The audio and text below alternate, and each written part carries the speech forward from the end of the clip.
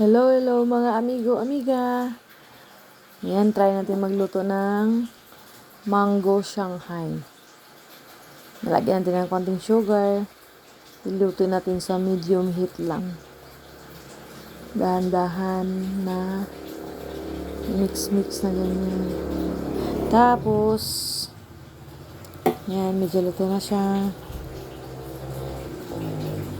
Yan, tapos saka natin, ayan, kung ganyan na ang tsura niya, at ganyan na ang kanyang parang pinong-pino na, babalutin natin siya sa wrapper. Ayan. Masarap ito pang merienda. Dagdagan na natin ng konting mangga. Para, ayan, piprito na natin. Medyo mag-brown na yan, luto na. Titikman na natin ang ating mango Shanghai. Masarap. Thank you for watching. Please subscribe.